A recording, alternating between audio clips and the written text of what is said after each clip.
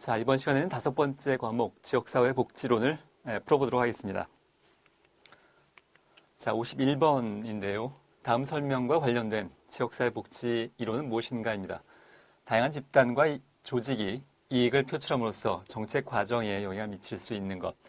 자, 사실 여기까지만 하더라도 답은 풀리게 되는데요. 다양한 집단과 조직, 그리고 또 이익 집단, 이런 단어 키워드가 나오면 이것은 자세히 볼 필요도 없이 다원주의 이론입니다.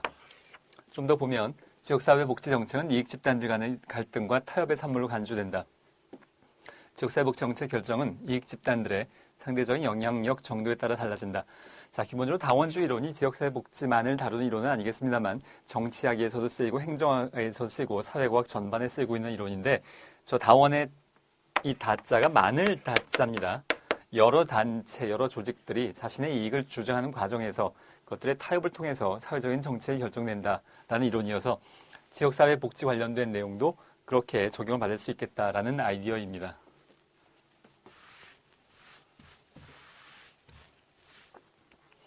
자, 52번에 지역사회 기능에 비교적으로 옳지 않은 것은입니다. 자, 이것은 워렌이라는 학자의 이론인데 보통 워렌의 이론 중에 이 내용은 잘 나오지 않는 이론인데요. 자, 워렌이 지역사회 기능에 비교를 할 수 있는 척도를 4가지로 제시하고 있는데 그것이 2, 3, 4, 5번에 해당하는 서비스의 일치성, 심리적 동일시, 자치성, 수평적 유형. 자, 내용을 한번 읽어보면 지역사회 내의 서비스 영역이 동일 지역 내에서 일치하는 정도를 서비스 일치성이라고 하고요. 지역 주민들이 자기 지역을 중요한 준거 집단으로 생각하는 정도, 심리적 동일시, 지역사회가 타 지역에 의존하지 않는 정도, 자치성, 상이한 조직들의 구조적, 기능적, 관련 정도를 수평적 유형 이렇게 4가지로 제시하고 있고요. 워렌의 척도에는 사회성은 존재하지 않습니다. 자, 53번에 지역사회 개념에 관련된 설명으로 옳지 않은 것은입니다. 지리적 지역사회는 일정한 지리적 공간을 공유하는 사람들의 집단을 의미하는 것 맞고요. 기능적 지역사회는 구성원 공동의 이익과 이해관계를 같이 하는 공동체를 의미하는 것, 친목단체, 동창회, 동호회 이런 걸 다 포함합니다. 지역사회는 사회적 상호작용과 연대성을 기초로 한다. 다 너무나 평이한 내용들이고요. 지역사회는 이익사회에서 공동사회를 발전한다. 자, 이것이 바뀌었습니다.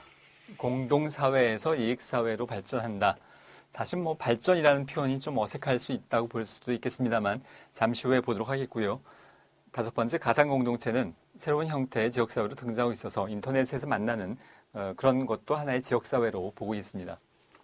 자, 이익사회에서 공동사회가 아니고 공동사회에서 이익사회인데요. 이것은 테니스라는 사회학자가 주장한 개념이어서 굉장히 많이 알려진 개념 중에 하나입니다. 자, 전통적인 공동사회. 그러니까 공동체는 사실 다 볼 필요도 없이 혈연과 지연을 기반으로 하는 공동체. 우리가 과거의 농촌사회 같은 공동체에서 이익을 추구하는 결합의 동기가 어떤 목적, 의도, 이해관계에 있는 것, 회사라거나 학교라거나도 마찬가지겠죠.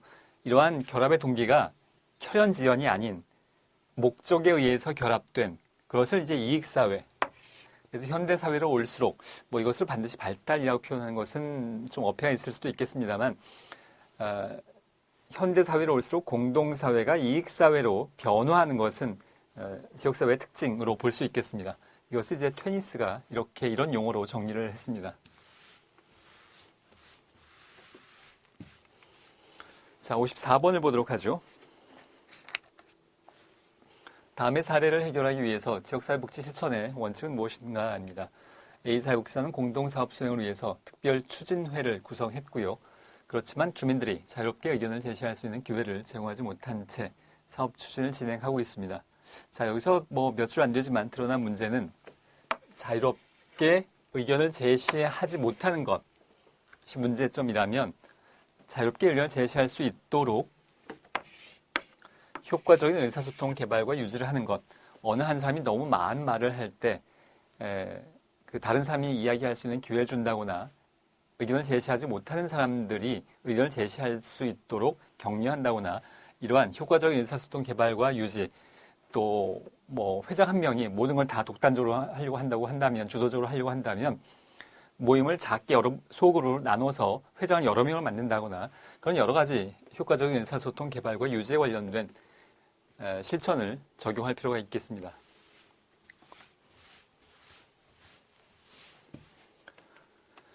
자, 55번에 다음 사례를 설명할 수 있는 지역사회복지 이론은 무엇인가입니다. 사회복지관은 생존 차원에서 외부 재정 지원을 필요로 하지만 자, 사회복지관은 돈을 버는 조직이 아니기 때문에 재원을 어딘가에 의존을 해야 되죠. 우리나라 사회복지기관들은 대부분 정부의 정부 보조금에 의존을 합니다만 꼭 정부 보조금이 아니더라도 뭔가 외부의 자원, 후원금이라거나 외부의 자원이 들어와야 이제 운영을 하게 되는데요. 자, 그렇지만 재정 지원자의 요구를 무시하기가 어렵습니다. 이런 상황에서 A복지관은 기관 운영 재원을 마련하기 위해서 다양한 후원 기관을 발굴해왔고 이를 통해서 직원들은 사업 운영의 자율성이 확대되는 것을 경험했다. 자, 여기에 정답은 권력 의존 이론인데 이 권력이라는 것이 자, 재정 지원을 필요로 한 것과 권력 의존이 어떻게 연결되는지를 좀 더 보도록 하겠습니다. 자, 권력 의존 이론. 사회복지 조직은 불가피하게 정부 보조금, 후원금 등 외부의 재원과 정부의 방침에 의존적입니다. 지역사회의 사회복지 조직이 클라이언트에게 서비스를 제공함에 있어서 재원과 방침을 외부에 의존할 경우에 자, 요 대목이 이제 이 제목이 붙은 이유인데요. 외부 권력의 요구에 충실할 수밖에 없어서 자, 재원과 방침을 정부에 의존한다면 정부가 시키는 대로 또 재원을 기업에 의존한다면 기업의 입맛에 따라서 기업이 원하는 복지사업, 사실 사회복지의 가치에 부합하지 않는다고 하더라도 기업이 원하면 해야 될 수밖에 없는 부분이 있고 사회복지 가치에 부합하는데도 불구하고 기업이 원하지 않으면 재원을 지금 지원해주고 있는 기업이 원하지 않으면 못하게 되는 그러한 권력의 의존 현상이 나타나게 된다는 겁니다. 자, 이게 이제 핵심적인 대목이고요. 자, 그래서 사회복지 조직의 고유한 목적 사업을 수행하는 과정에서 한계를 경험하게 되는 것. 남의 돈 가지고 사업을 하려다 보니 마음대로 못한다. 그 의미가 권력 의존 이론의 핵심입니다. 지역사회복지 조직이 이러한 의존성을 탈피하기 위해서는 사회복지 조직과 동일한 가치를 지닌 지원자를 다양하게 어느 한 곳에 완전히 의존하는 것이 아니라 정부에 완전히 또는 특정 기업 A에 완전히 이렇게 하지 말고 다양한 재원을 발굴해서 여러 후원자들이 있도록 하면 이 문제가 좀 해결되겠고요. 그리고 그 후원자를 발굴함에 있어서 사회복지 조직의 가치와 부합하는 후원자. 뭐 예를 들면 이 기업이 전쟁 물자를 생산하는 기업이라면 사회복지 조직의 가치와 좀 안 맞을 수 있겠죠. 자, 이런 것들을 조정해 나가는 것이 필요하다라는 의미입니다.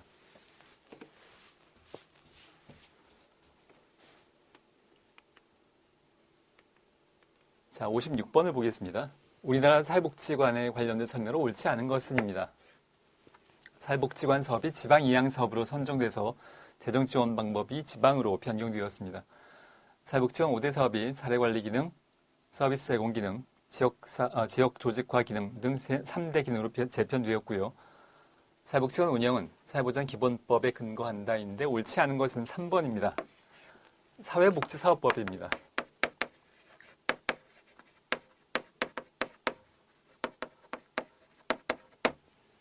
4번에 사회복지관 평가제도가 실시가 되고 있고요. 사회복지관의 운영 원칙으로 지역성, 전문성, 책임성 등 굉장히 여러 가지가 있죠. 정답은 3번입니다. 57번에 영국의 지역사회 보호 역사 중에서 다음의 특성 모두와 관련이 있는 이 네 가지 모두와 관련이 있는 것은 무엇인가인데요. 사회서비스 부서의 창설 제한. 자, 이것만 가지고도 정답은 시범 보고서입니다. 물론 이 앞에 붙은 것은 다 사람 이름인 건데요. 자, 시범은 사회서비스 영국 정부의 여러 부서에 걸쳐져 있던 사회복지 서비스의 기능을 사회서비스 부서라는 것에 한 군데 모아서 효율적으로 운영하고자 했습니다. 실제로 나머지 특징들, 대인 사회서비스나 지역사회를 사회서비스 제공자로 인식한다거나 사회서비스의 협력 및 통합. 자, 이런 내용들은 쭉 연계되어져 있는 시본 보고서, 하버트 보고서, 바클레이 보고서, 그리피스 보고서가 거의 공통적으로 갖고 있는 내용이기 때문에 변별력이 없습니다, 거의. 그래서 시험에 출제될 가능성은 없겠고요. 지금까지 기출문제 중에서 관련된 내용은 이것의 시대적인 순서를 잘 나열한 것, 이런 문제가 나왔었는데 지금 1, 2, 3, 4 그대로 순서대로의 시대적 순서를 가지고 있습니다. 5번의 비버리지 보고서는 이 영국의 지역사회 보호 역사와는 거리가 먼 내용, 한참 전에 있었던 내용이라고 볼 수 있습니다. 자, 시대적인 순서, 시본, 하버트, 바클레이, 그리피스 이렇게 기억을 하시는 것도 필요하겠습니다.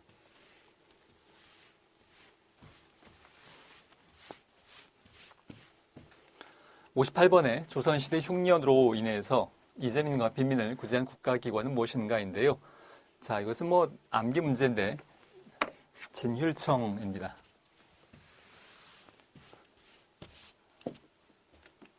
자, 59번을 보도록 하겠습니다. 다음에서 설명하는 웰과 갬블의 지역사회 복지 실천 모델은 무엇인가인데요. 여러분이 알고 있다시피 웰과 갬블의 8가지 모델이 있었습니다. 자, 그 중에서 목표는 프로그램의 방향 또는 자원을 최대한 끌어낼 수 있는 조직 기반, 변화의 표적 체계는 선출된 공무원, 재단, 정부기관, 1차적 구성원은 특정 이슈에 이해관계가 있는 조직, 사회복지사들의 역할은 중재자, 협상가, 대변인 이런 것들의 특징을 갖고 있는 모델은 자, 정답은 1번. 순서대로 여러분들이 암기하시는 것이 물론 필요할 텐데 8가지 모델 중에 거의 마지막 앞에 있는 7번째 모델입니다. 자, 여기서 연합의 가장 특징은 조직들의 연합입니다. 좀 더 정확히 표현하자면 이 조직 기반에서 이것이 여러 조직이라는 말의 의미고요. 변화의 표적 체계는 여러 조직이고요. 1차적 구성원은 특정 이슈에 이해가 있는 조직인데 조직 하나가 아니고 조직들,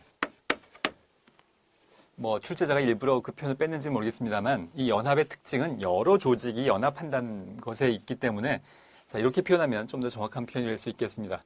자, 한 개 조직이 지역사회 복지를 이끌어 나가는 것이 아니라 관련된 여러 집단들이 연합해서 실천해 나간다는 것의 특징이 7번째 모델에 해당이 됩니다.